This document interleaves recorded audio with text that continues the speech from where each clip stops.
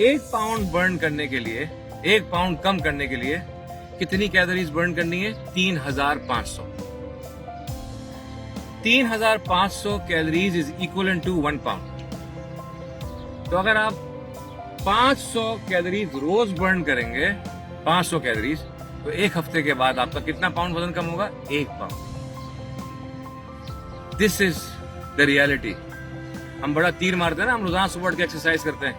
यहाँ पर आना बड़ी बात नहीं है, यहाँ पर आने का हक अदा करना बड़ी बात है। ठीक है, अगर आप 500 कैलोरीज रोज बर्न करेंगे तब जाके हफ्ते के एंड में आपका 1 पाउंड कम होगा, प्रोवाइडेड क्या आपने इंसानों की तरह डाइटिंग भी की हो। ये नहीं कि यहाँ पर आके फिर हम जो है ना मस्का रोल खा रहे हैं और दबा लस्सी पी रहे हैं मलाई वाली और 10-10 आम रोजाना खा रहे हैं, फिर करके देख लो कम, फिर तो नहीं होगा। ठीक है, फिर याद रखें कि आपका जो बॉडी स्ट्रक्चर होता है, आपका एक अल्लाह ने बॉडी वेट दिया हुआ है आपको। ठीक है, सपोज मेरा वजन 70 किलो है। अब 70 किलो के अंदर मैंने किस तरह खुराक को डिस्ट्रीब्यूट करना है, किस तरह डाइट लेनी है और कितनी कैलोरीज बर्न करनी है अगर मैं मास बढ़ाना चाह रहा हूँ, कितनी कैलोरीज बर्न करनी है अगर मैं वेट कम करना चाह रहा हूँ, और भैया मैंने कितनी कैलोरीज बर्न करनी है जब मैं वेट सेम रखना चाह रहा हूँ।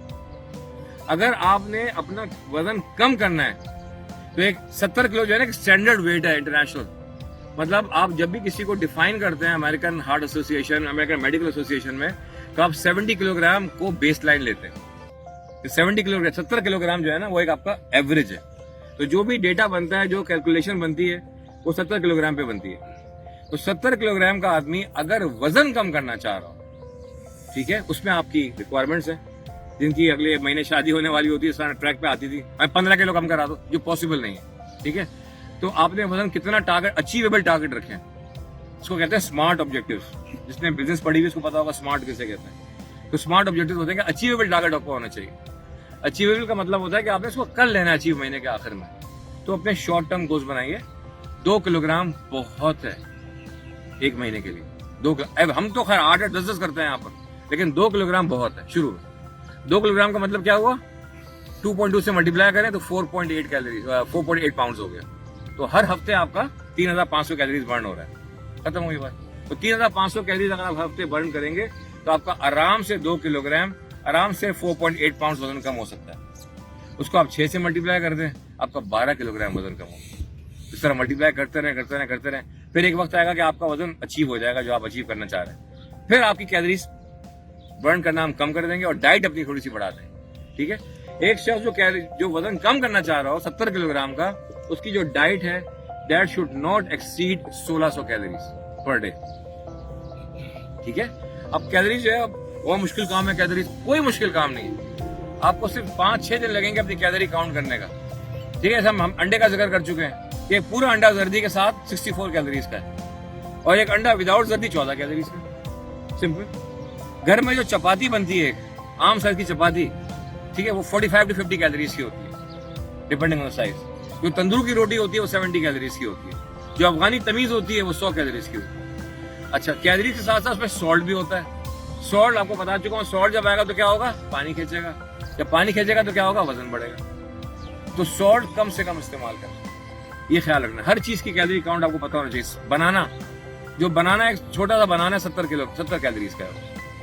ठीक है, और जो असल बनाना जो होता है, जो मेंटेन बनाना होते हैं, वो 115-120 कैलोरीज के होते हैं। तो इस तरह आपको आहिस्ता आहिस्ता याद करना शुरू हो जाएंगे तो आपको कैलोरीज का पता चलना शुरू हो जाएगा।